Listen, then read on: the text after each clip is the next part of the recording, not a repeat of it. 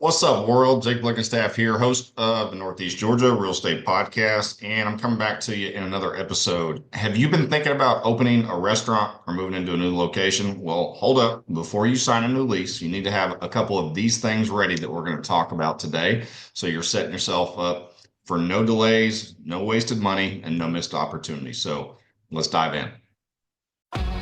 Welcome, first-time guests and loyal listeners to the Northeast Georgia Real Estate Podcast. I'm your host, 𝐒𝐒𝐃𝐋, and I'm here to guide you through the real estate landscape across our region. Whether you're a buyer, seller, investor, or just plain curious, this podcast is going to be your go-to source for local insights. We explore real estate trends, economic forecasts, and highlight local businesses. You can expect expert interviews and valuable discussions to help you make informed decisions in the Northeast Georgia property market. So sit back, relax, and let's enjoy this crazy journey into the real estate market together.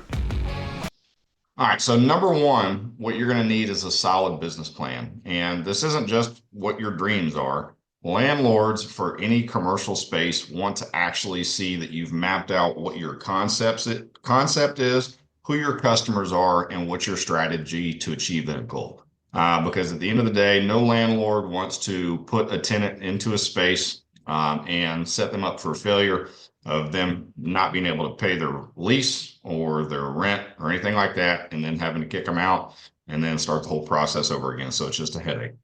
Number two is you really need to have a sample menu put together.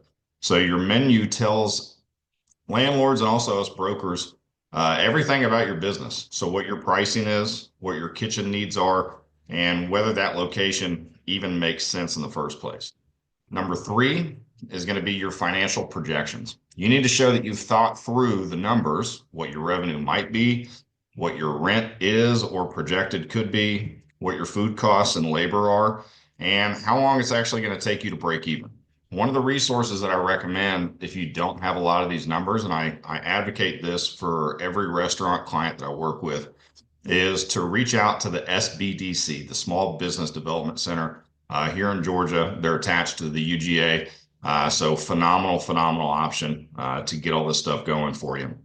Number four is going to be capital and funding plan. So are you paying your TI and moving expenses out of pocket? Are you going to get an SBA loan? If you are going to get an SBA loan, you have to have a lot of these documents and things that I talked about in advance before you can potentially pitch a bank on this. Do you have investors that are going to be funding a lot of this? Either way, landlords want to be able to actually see the proof that you can handle your rent and your build out without going broke. Number five is going to be the experience. If this is your first restaurant, show your experience of your chef, your partner, or whoever is bringing the operational knowledge to the table, if that's not you. Number six is going to be your infrastructure needs. Know whether you need a grease trap, a vent hood, a walk-in cooler. These can make or break a space depending on what's already there.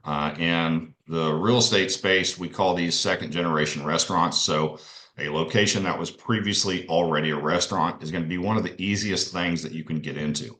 But with that, since the space is already built out, you're usually going to be looking at a potentially higher rent.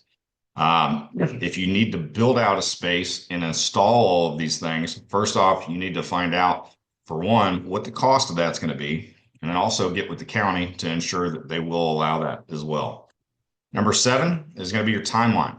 If you want to open in 60 days, but it takes 90 days to permit the space and do your build out, you're already going to be behind. So you need to know your target open date and then be able to work backwards from there. So most restaurant tenants aren't prepared, unfortunately, and it does delay their launch, or sometimes it can kill a deal completely. So I don't want this to happen to you.